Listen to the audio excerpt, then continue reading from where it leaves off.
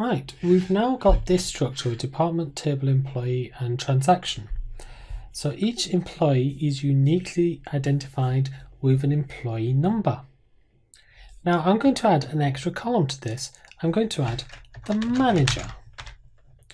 Now the manager is going to be identified by a unique number. The number is going to be his own employee number. So for instance, we have an employee number 124. He has or she has a manager who is also an employee. So the manager has an employee number of 123.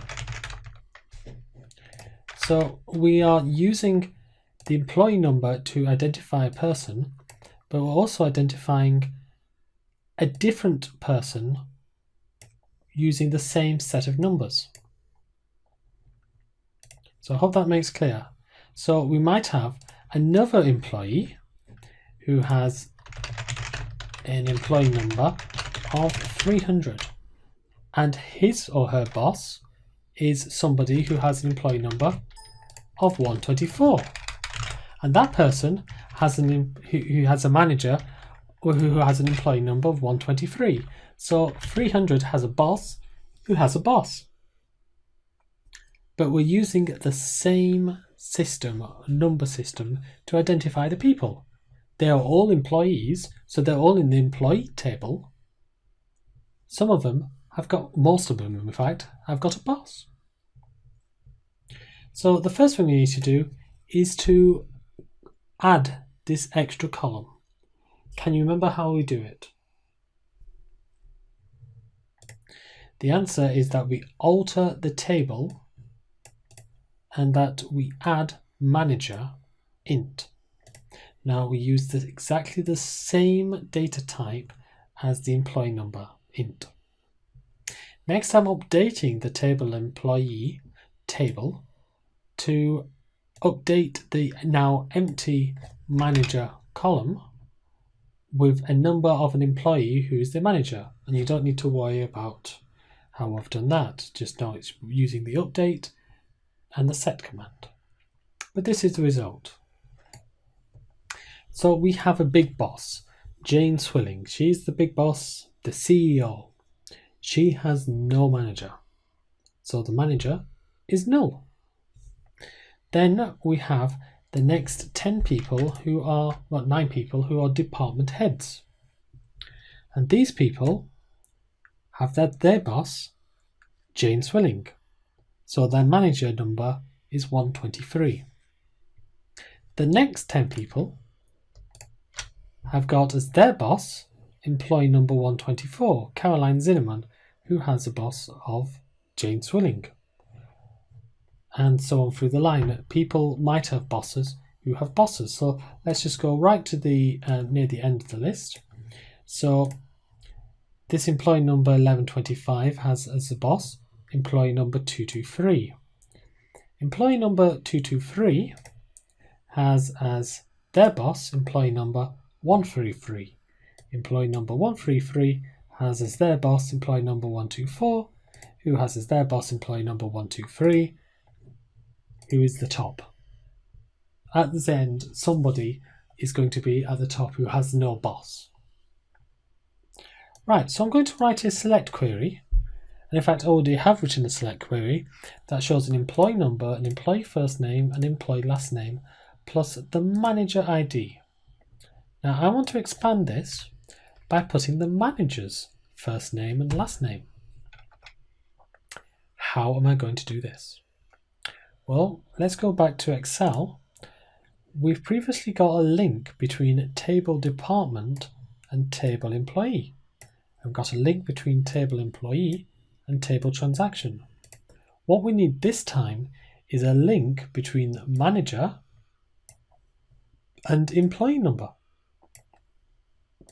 So we will have a link in the same table, like that. And this is called a self-join. So let's write this self-join and see if you can write it with me. So first of all, we're going to alias this first employee table. So we have the employee number, employee first name, employee last name, and manager. Next, we're going to join that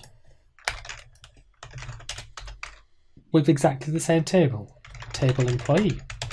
But this time we're going to alias it differently so we can distinguish between the two various tables. So I'm going to call it M as in manager. So we need to have the join. So let's just have a look at this Excel spreadsheet. So we're going from the employee table manager to the manager version of the employee table employee number. So we join on e.manager equals m.employee number.